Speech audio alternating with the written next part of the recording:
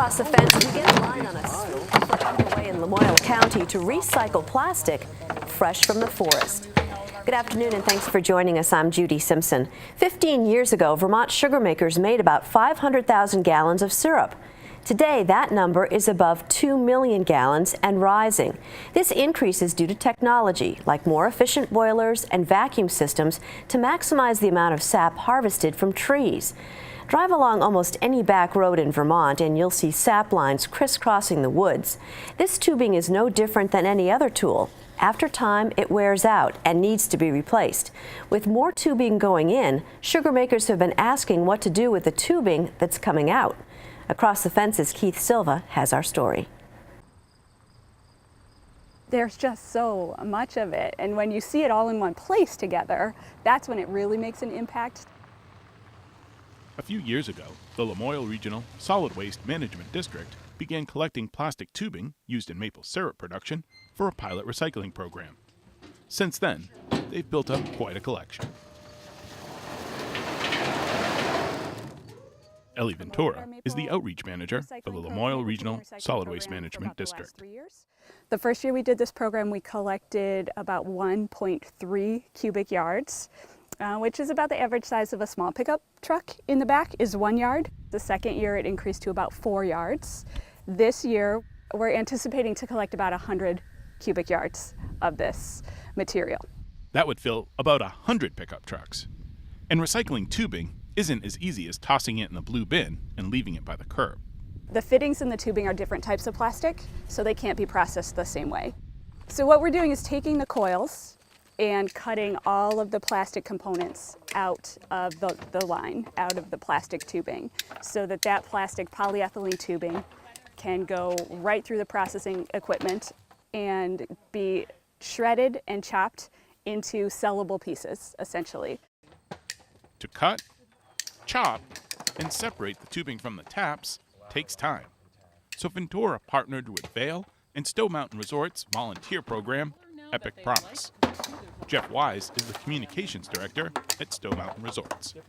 We reach out to the community to see where we could be of assistance volunteering. And this project seemed like a wonderful fit, being able to recycle maple sugaring tubing. And we said, heck yeah, we're on board. We'll send a crew to come and help out. Wise and the other volunteers may have signed up to work with their hands, but this effort also has rewarded their heads and hearts. It was just great being out here with coworkers, doing some good, having fun, getting an education on how we can improve our environment here in Vermont and, just help solve problems like what to do with all the maple tubing. About 95% of the maple that's produced in Vermont uses a vacuum system that utilizes tubing like this. Scientists at UVM's Proctor Maple Research Center estimate that Vermont sugar makers have 5.5 million taps out in the woods.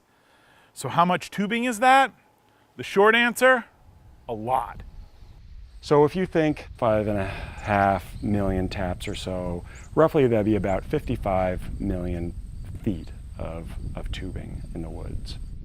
55 million feet of tubing equals 10,417 miles. Heading in a straight line, it's about 2,900 miles from the coast of Maine to the coast of California, which means you could crisscross the United States 3.5 times with the amount of tubing that's in Vermont's woods. Because the tubing is left out year-round, it's susceptible to damage, from Mother Nature to any number of forest critters. Isselhart encourages sugar makers to replace tubing every 10 to 15 years. Anytime you pull a vacuum on something, it just inherently wants to leak. So the sugar maker's job is really to minimize the leaks, to maximize production. Over time, that tubing system will start to break down a little bit. Tiny little pinholes can develop. Squirrels are notorious for doing damage. All those things will allow air to get into the tubing system, lower your overall vacuum level, and then hurt production. For years, sugar makers have been asking Isselhart about what to do with the tubing they pull out of the woods. This pilot project may provide an answer. I think clearly sugar makers want an option. There's been demand, we've heard it from producers, and it's great to visually see what that demand looks like. Ventura likes what she sees too. The mission of the district is to reduce the quantity and the toxicity of the materials that's being generated and sent to the one remaining landfill in Vermont. So if you look at the size of our piles, the point is to keep that out of our one landfill. If we put that stuff in the landfill, it's going to sit there for centuries. So we're going to be able to send this out to make fleece vests, to make plastic bottles, to make carpeting for our homes and our automobiles. So we're going to be able to put it back into the cycle and conserve that landfill space for stuff that really has no other option. If this pilot project sugars off, recycling maple tubing may be as sweet as the sap that once flowed through it. In Johnson, I'm Keith Silva with Across the Fence. Thanks, Keith. Marc Isselhart has joined me in the studio. It's great to see you again. Thanks for having me. So this recycling effort was just a pilot program. What has to happen for this project to become more mainstream? Well, certainly getting the word out that we're trying to find a source or a place to get this tubing recycled. Unfortunately, the price of the material also has to change. Right now, the value of recycled plastic is a little bit low, so turns into a big global economics question, does the price come up a little bit? But fundamentally, we want producers to understand that we're trying to find a place for that tubing to go that can be reused.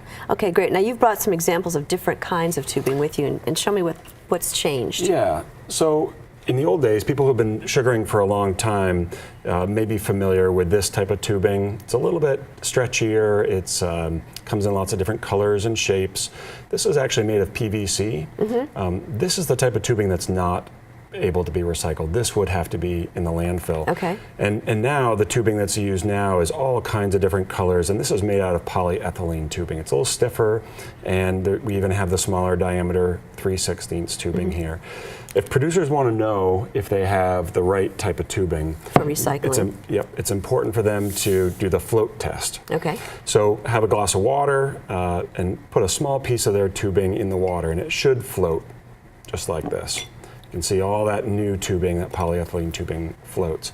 This polyvinyl stuff, the PVC, it'll sink right to the bottom. Oh wow, look at that. Yep. So that would be a good test of whether or not the tubing they have is able to be recycled or not. Now, as maple syrup production continues to increase, more tubing is going to be installed. Does this mean that the next decade there could be sort of a glut of tubing that needs to be recycled? There has been a lot of new tubing put out in the woods, and like you said before, it has a lifespan. So yeah, and we would expect in the next 10 to 15 years, we'd start to see an increase in the amount of tubing coming out of the woods, and hopefully by then we'll have an established way of producers getting it into a new purpose. Well, speaking of maple production, the USDA released statistics on the 2018 sugaring season not too long ago. What did we learn from that? Well, we learned a few things. One, we learned that, like we'd heard during the season, weather played a role. And typically, in the last few years, when we talk about weather playing a role in the season, it's usually that it's too warm. Well, this year, it was really a little bit too cold for some operations. If you have a historically cold sugar bush, either north-facing or just in a cold hollow, it's more likely that you had a poor year. Statewide, however, the yield was down a little bit.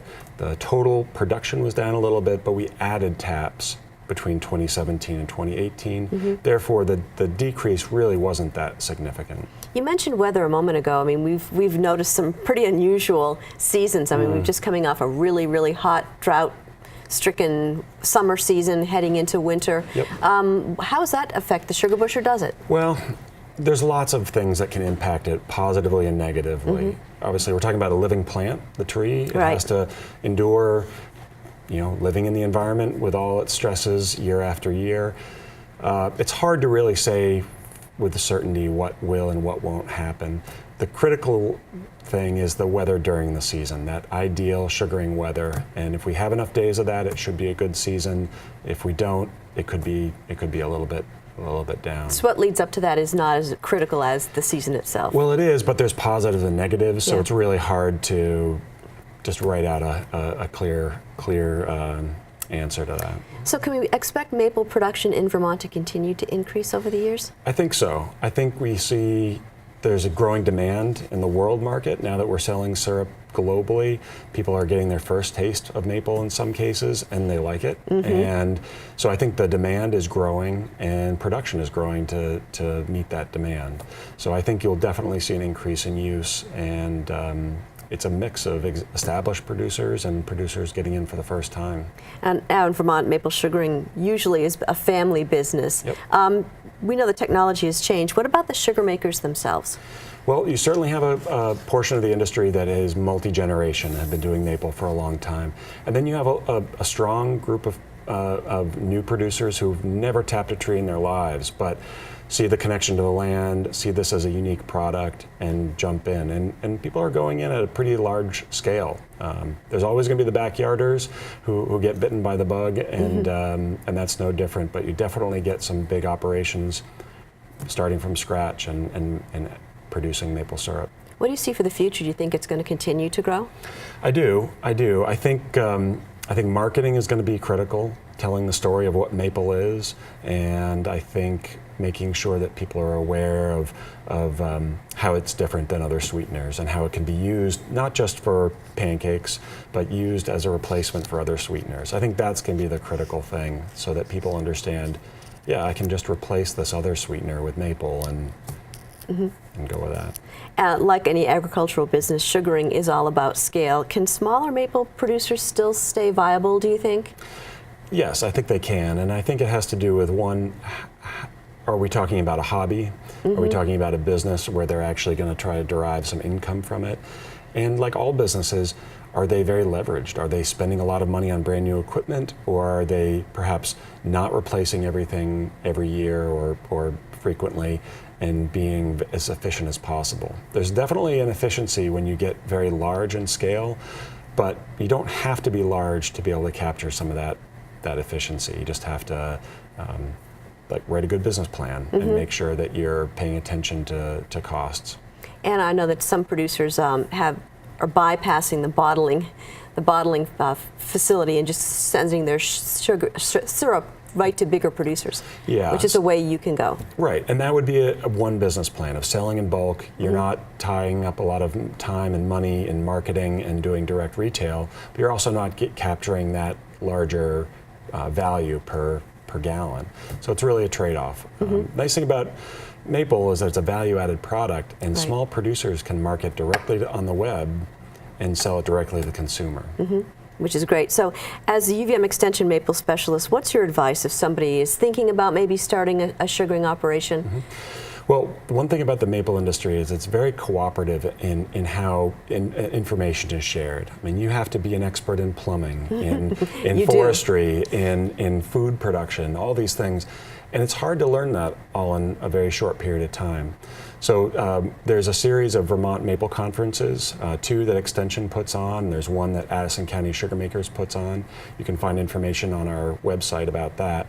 And these are one-day, very intense educational opportunities for people who are just getting in or established producers to learn everything from marketing and web design to how to run the biggest RO you've ever seen to how to tap a tree and be sustainable. So I would look and try to find a January maple conference that is close to you that you can learn about. What would you say overall as far as the health of Vermont's sugar bushes? Maple trees in good shape?